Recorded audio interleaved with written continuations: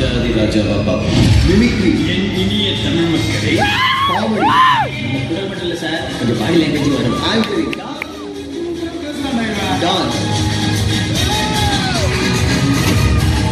இந்த 4 பரிமாணங்களை நிரூபிச்சவர் இப்போ வேற 4 பரிமாணங்கள் எடுத்திருக்காரு. முடியாதுன்னு யாராவது சொன்னா நீ நம்ப வேண்டியது அவங்களே இல்லை.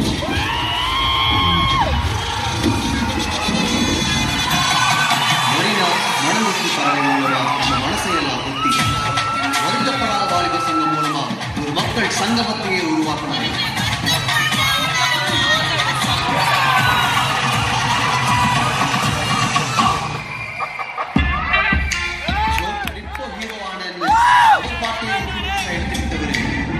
ரஜினி முருகன் தன் தலைவர் பேரையே தலைப்பா வச்சு சிறுசிலிருந்து பெருசு வரைக்கும் சில்லறைய சந்திர விட்டு பார்க்க வச்சாரு.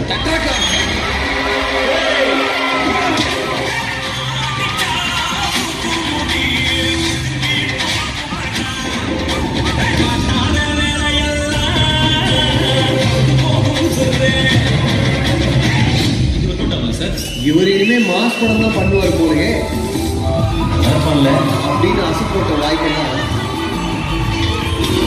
ரெஜினா மோர்பானியா வந்து ஹார்ட் பீட்டை ஏற்றி கரைக்குள்ள இருந்த ஹீரோ அத்தனை பேருக்கும் டப்பு.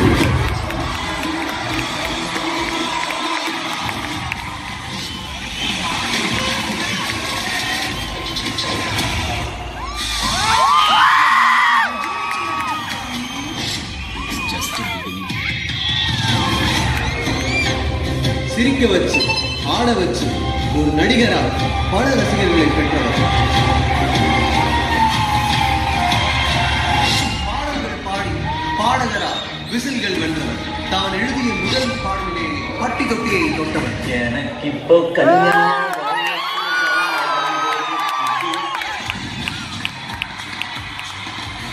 தயாரிப்பாளராய் 4வது பரிமாணத்தில் முதல் முயற்சியிலேயே சதமளித்தார்.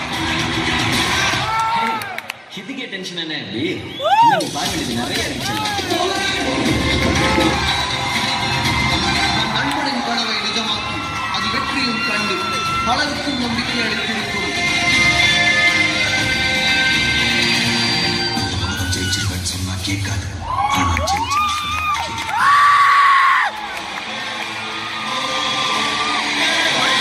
தயாரிப்பாளர் சிவகார்த்திகேயனின் இக்கனாவை கௌரவிப்பதில் பெருமை கொள்கிறது.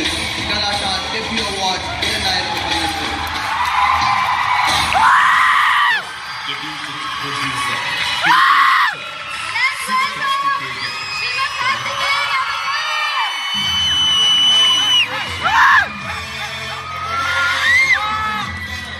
தன்னோட கனவை நிறைவேறினா போதும் அப்படின்னு நினைக்காம தன்னோட நண்பனின் கனவையை தன்னோட கனவையை மாத்தி இந்த கனவுக்கு ஒரு ப்ரொடியூசரா நின்று சப்போர்ட் பண்ணிருக்காரு. ஒரு பலத்த கைதட்டல் அதுக்காக கொடுத்தாங்கணும்.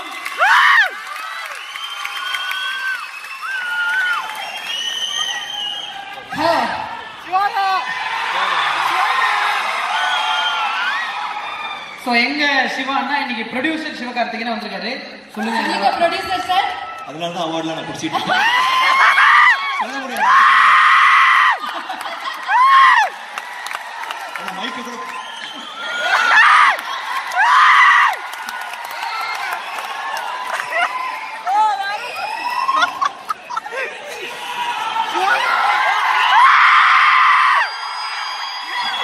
எல்லாருக்கும் பெரிய வணக்கம் அண்ட் ரொம்ப ரொம்ப பெரிய நன்றி. இந்த விருது எவ்வளவு சந்தோஷம் தருதோ அதை தாண்டி நீங்க அந்த ஏவி போடும்போது நீங்க கொடுத்த சத்தமும் கைத்தட்டலும் இன்னும் அதிகமான சந்தோஷம் எனக்கு தருது. ரொம்ப ரொம்ப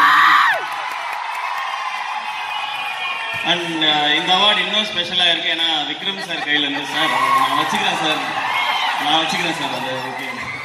ஏன்னா இது மாதிரி ஒரு மேடையில் நான் ஏற்கனவே சொல்லியிருக்கேன். இதே மாதிரி ஒரு மேடையில் நான் அங்கே ஹோஸ்ட் பண்ணிட்டு இருக்கும்போது நீ இன்னும் நிறைய அவார்டு வாங்குவேன்னு சொல்லி சார் சொன்னாங்க. அது விளையாட்டா சொல்ல ரொம்ப சீரியஸா சொன்னாங்க சார். அவர் வாய் முகூர்த்தம் பலிச்சிருச்சுன்னு நினைக்கிறேன். இந்த மாதிரி நிறைய விருதுகளை நான் வாங்கிட்டு இருக்கேன். Thank you Vikram sir. அண்ட் நீங்க இருக்கும்போது அங்கே மேக்கப் எல்லாம் போட்டு அதை பில்டப் பண்ணி காட்டுறாங்க சார். அந்த ரெமோல போட்டு கேட்டிருப்பாரு. சாரும் பெருந்தன்மையோட அப்படியே கேஷுவலா பார்த்துட்டு இருக்காரு அப்படின்னு சொல்லி. Thank you sir, thank you so much sir. And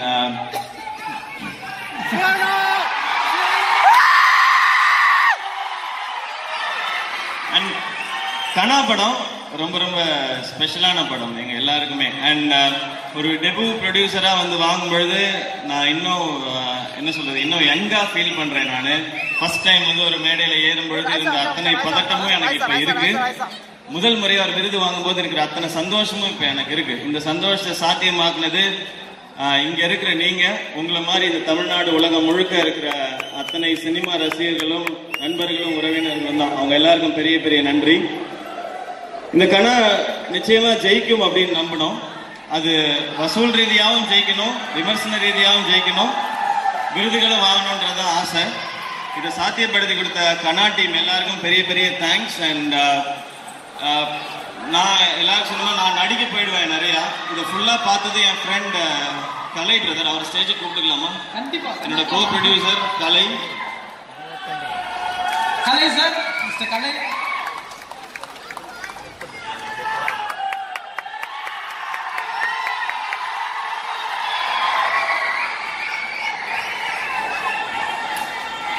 so Kalai brother ரொம்ப தேங்க்ஸ் உங்களுக்கும். அண்ட் இவர் தான் ஃபுல் படமும் ஒர்க் ஃபுல்லாக பார்த்துக்கிட்டாரு. இந்த படம் எல்லாருக்கும் சந்தோஷம் தர படமாக மாறினதுல இவருக்கு பெரிய பெரிய பங்கு உண்டு. நியாயமாக இவர் தான் இந்த மேடையில் நிற்கணும், இந்த விருதை வாங்கணும். நான் என் பேரில் வாங்கிட்டேன். ஸோ அதுதான். ஸோ அருண்ராஜா தேங்க்ஸ்டா. நான் படம் மட்டும்தான் கொடுத்தேன், நீ வந்து பணமும் விருதும் திருப்பி கொடுத்துட்ட. நீ டபுளாவே செஞ்சுட்டேன்னு நான் நினைக்கிறேன். ஸோ இந்த ஃப்ரெண்ட்ஷிப் தொடரணும், இன்னும் நிறைய படங்கள் நீ பண்ணும். அடுத்து இன்னும் பெரிய பெரிய ஆக்டர்ஸோட நீ விக்ரம் சாரோடலாம் படம் பண்ணுன்றதுலாம் எனக்கு ஆசை. உனக்கும் அந்த ஆசை இருக்குன்னு எனக்கு தெரியும். லைட்டா அந்த பிட்ட போட்டுக்கிறேன் சார் ஃப்ரெண்டுக்காக. நல்ல கதை எழுதி நீ அந்த மாதிரிலாம் பண்ணும் பொழுது இன்னும் டபுள் மடங்கு சந்தோஷம் இருக்கும். ஸோ தேங்க்ஸ் என்டையர் டீமுக்கும், தர்ஷன், ஐஸ்வர்யா ராஜேஷ் அண்ட் முக்கியமா சத்யராஜ் சார், படத்தில் நடிச்ச எல்லாரும் அண்ட் திபு எல்லாருக்கும் பெரிய பெரிய பெரிய தேங்க்ஸ். இந்த கனாவை வெற்றி படம் ஆக்கி அத்தனை பேருக்கும் பெரிய பெரிய பெரிய பெரிய நன்றி. இது ஒரு புது எனர்ஜி. நம்ம நடிக்கிற படங்கள் ஒரு மாதிரி இருந்தாலும் நம்ம பண்ற படங்கள் வேறையா இருக்கணும். ஆசைப்படுற படங்கள்லாம் இந்த மாதிரி பண்ண முடியும்னு நம்புறேன். நிச்சயமா உங்க சப்போர்ட்டோட பண்ணுவேன்ற நம்பிக்கை இந்த மேடை இன்னும் எனக்கு அதிகமாகி இருக்கு. Thank you once again. ஏன்னா கனா ரிலீஸ் ஆகும்போது ரொம்ப டஃப்பான ஒரு சுச்சுவேஷன்ல ரிலீஸ் ஆச்சு. வேற வழியில் எல்லாருமே அந்த டேட்ல பண்ணி ஆகணும் அப்படின்ற ஒரு கட்டத்தில். அப்படி இருந்தும் அதுக்கு இவ்வளவு பெரிய வரவேற்பு கொடுத்த எல்லாருக்கும் மீண்டும் நன்றி. Thank you all, love you all. Siva, can I ask you question? First மேடையில் வந்து நீங்கள் வந்து கம்பேர் பண்ணும்போது ஒருத்தர் வந்து நீங்கள் ஒரு நடிகராக போறீங்கன்னு சொன்னார். ஆமாம் சார். ஆயிட்டேன் சார். நான் அதான் இப்போ அதே நடிகர் வந்து என்ன சொல்ல போறேன்னா, நீங்கள் டைரக்டராகவும் ஆக போறீங்க. சூப்பர். பெரிய டைரக்டர் ஆன பிறகு ஒரு படம் சான்ஸ். பட் ஜோக்ஸ் அபார்ட், உங்க acting, I'm a huge fan of your acting. in my family everybody loves your work. Thank you sir. அது இல்லாமல் உங்க லிரிக்ஸ் ஒவ்வொரு சாங்கும் அவ்வளோ கியூட்டா, அவ்வளோ ஃபன்னியா, அவ்வளோ ரொம்ப ரொம்ப ரொம்ப நல்லா எழுதுறீங்க. And everything that you do, and hats off you. இந்த மாதிரி ஒரு படம் வந்து ப்ரொடியூஸ் பண்ணுறீங்க. சும்மா ஒரு கமர்ஷியல் பண்ண ட்ரை பண்ணிருக்கலாம். ரிஸ்க் எடுத்துட்டு இந்த மாதிரி ஒரு படம் பண்ணதுக்கு I think you really deserve this award. I'll give it back to you. Thank you so much sir.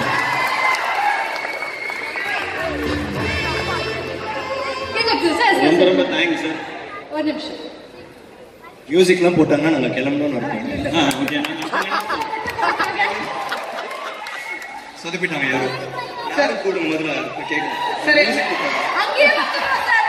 அங்கேயே போயிடலாம் வாங்க.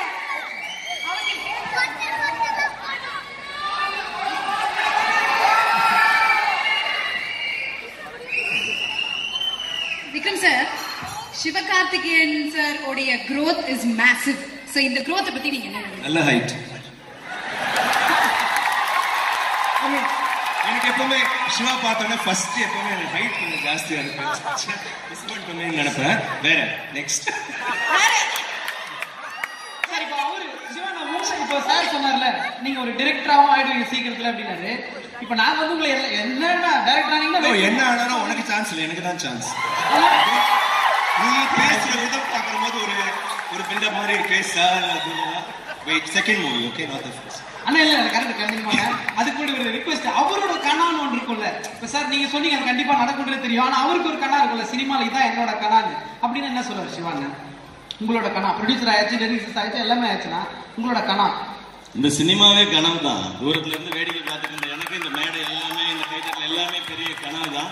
அந்த கனவு ஒவ்வொன்றா நினைவாயிட்டே இருக்குன்றது மட்டும்தான். இதுதான் ஆகணும்னா நினைக்கல. உண்மையிலேயே நான் நினைச்சதெல்லாம் இது மாதிரி பெரிய பெரிய ஸ்டார்ஸோட பக்கத்துல நின்று கவுண்டர்ஸை போட்டுக்கிட்டே இருக்கணும், கிளாப்ஸை வாங்கிட்டே இருக்கணும் அப்படின்றதான் நான் ஆசைப்பட்டேன்.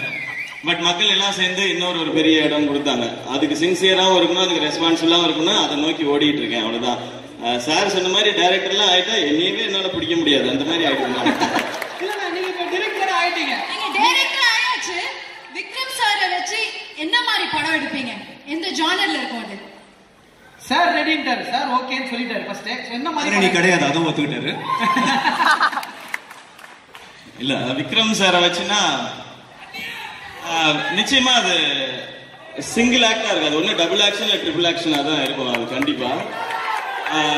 ஏன்னா ஈஸியா வேலை ஈஸியாயிடும். சார்ட்ட கொண்டு போய் சார் 3 லுக் நீங்களே பிக்ஸ் பண்ணிக்கங்க சார்னா சாரே பிக்ஸ் பண்ணுவாங்க. தேங்க்யூ. கதை எங்கேயாவது வேற படத்துல இருந்து பார்த்து எடுத்துக்கலாம், அது பிரச்சனை இல்லை. அது ஓகே. ஏன்னா ஸ்பாட்ல வேலை செய்யறது ரொம்ப ரொம்ப கஷ்டம். ஏன்னா டைரக்டர் ஆகுறதுன்றது ரொம்ப ரொம்ப கஷ்டம். இருக்கிறதுலே எது கஷ்டம்னு கேட்டா நான் ப்ரொடியூசரா இருக்கிறதும் டைரக்டரா இருக்கிறதும் தான் சொல்லுவேன். அதுவும் நான் பண்ணணும்னா என்னுடைய அறிவுக்கு எட்டினதுக்கு பண்ணணும்னா அது ரொம்ப ரொம்ப கஷ்டமான வேலை. அது சாரை வச்சுலாம் பண்ணணும்னா நிறைய எக்ஸ்பீரியன்ஸ் வேணும். அதை முடிச்சுட்டு இல்ல நான் என்னமோ ரொம்ப சீரியஸா ஆன்சர் பண்றேன்னு நினைக்கிறேன். அப்படி நடக்குதுங்க. சரி, இப்போ அப்படியே போயிட்டே இருக்குண்ணா. 3 கெட்டப் ஃபிக்ஸ் பண்ணிடுங்க. 3 ஹீரோயின் யார் ஃபிக்ஸ் பண்ணுவீங்க as a director? அது சார் ஃபிக்ஸ் பண்ணி வச்சிருப்பாரு ஆல்ரெடி சார். பறவை முனியம்மா. அப்ப ஒரு கெட்டப்புக்கு வந்து பறவை முனியா ப்ளீஸ். ஒரு கெட்டப் 90 இயர்ஸ், 90 வயசுல ஒரு கெட்டப். அது பறவை முனியம்மா. Okay sir.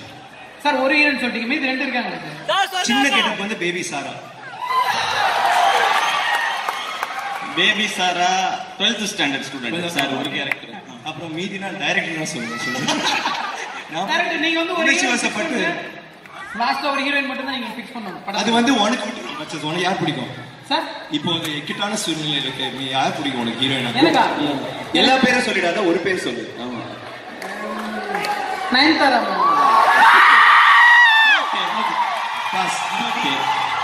அப்படியே ப்ரொடியூசரே ஃபிக்ஸ் பண்ணி விட்டீங்கன்னா சத்யஜித் தியாகராஜன் சார் இருக்காரு, அப்படியே ஃபிக்ஸ் பண்ணி விட்டீங்கன்னா ஆளுக்கு ஒரு அட்வான்ஸ் வாங்கி செஞ்சுட்டு போறோம். இங்கேயே வந்து ஒரு மூமெண்ட்டை கிரியேட் பண்ணிடலாம். அதாவது இங்கேயே அந்த மூமெண்ட்டை கிரியேட் பண்ணிடலாம். நீங்க டைரக்டர் ஆறீங்க, அவர் ஆர்டிஸ்ட். சோ இங்கேயே ஆக்ஷன் பெட்டர் ஐடியா. நீங்க 2 பேர் நடிங்க, நாங்க அங்க நிக்கிறோம்.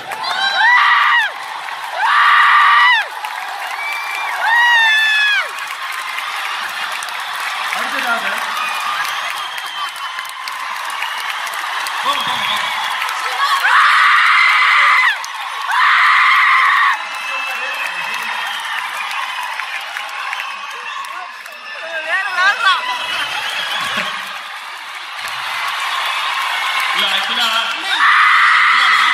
நான் என்ன ஃபீல்ட்ல இருக்கேன்னா, கல்யாணத்துக்கு அப்புறம் 5 வருஷம் ஆகி பொண்ணு புகுந்த வீட்டுக்கு போகும்ல, அந்த ஃபீல்ட்ல இருக்கேன். இங்க நிற்கும் போது நான் இந்த ஷோக்கும் பேமெண்ட் வராம போயிடும்ல. அவரு தானே ஹோஸ்ட் பண்ணாரு, நீ என்ன பண்ணான்னு கேட்டுவானுங்க. ஆனா வழக்கம் போல அது மட்டும் எல்லா இடத்துலயும் மாறல. இங்க இருந்து பேசுறவங்களுக்கு இங்க கேட்காது, புரியாது. இங்க இருந்து பேசுறவங்களுக்கு மலையாளத்துல சொல்லுவாங்க பாறைன்னா ஆப்புன்னு, சொந்தம் பாறைன்னா நமக்கே ஆப்பு வச்சுக்கிறோம். ஓகே, இப்ப நீங்க 2 பேர் நடிச்சு காமிங்க. ஆமா, நீங்க வந்து கேர்ள் ரோல் பண்ணோம், நீங்க வந்து ஆம்பளை விஷயம் பண்ணுங்க. ஏன்னா எல்லாரும் மாத்தி நீங்க வந்து ஹீரோயின் புரியலையா? இப்படிதான் எங்களுக்கு இருந்துச்சு. நீங்க வந்து ஷேவ் பண்ணாத ஒரு ஹீரோயின். Okay okay.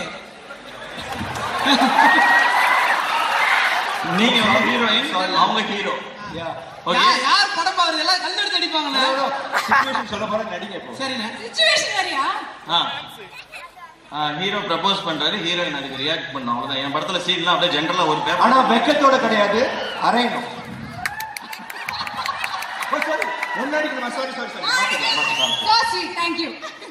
இது பாருங்க, இது வந்து காமெடி படம், காமெடி இருக்கு, எல்லாரும் சிரிக்கணும். அதுதான் நீங்க பண்ணிட்டீங்களா, எங்களை நிக்க வச்சு. ஐயோ ஓகே. இப்ப எப்படி இருக்கு? எல்லாரும் வச்சு இதை பண்ணுங்க அதை பண்ணி சொல்றீங்க. இந்த சிச்சுவேஷன்ல எனக்கு என்ன ரியாக்ட் பண்றேன்னு தெரியல சார். இதுதான் வேலையா நான் பாத்துட்டு. இதெல்லாம் உங்களுக்கு கழி வந்த கலை, எங்களை போய் பண்ண இருக்கீங்க. சரி எதையா ஒண்ணு பண்ணுமான்றாரு. Excuse me one sec. Time ஆகுது ப்ளீஸ் இதுக்கு மேல இந்த படம் நீங்க ஓடாது சார். உங்க படம் தான் சார் ஓடும். Thank you sir. Thank you.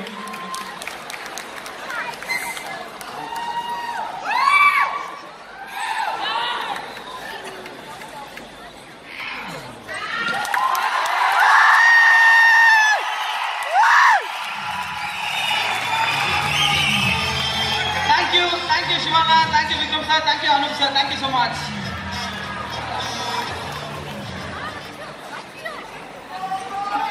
Vikram sir வந்து ஃபுல்லாவே என்டர்டெய்னிங் ஆகிட்டு போயிட்டாரு. நம்மளே கோர்த்து விட்டாரு. அதனால வெச்சு செஞ்சிட்டாரு. ஆமா. அதனால நீ அவசரப்பட்டு நடிக்கல. யாரும் பாத்துக்க மாட்டாங்க. இப்போ இன்னொரு பியூட்டிஃபுல்லான ஒரு ஸ்டார் மெலடி கிங் அப்படின்னு சொன்னா ரொம்ப சோல்ஃபுல்லான சாங்ஸ் கொடுத்துட்டு இருக்காரு.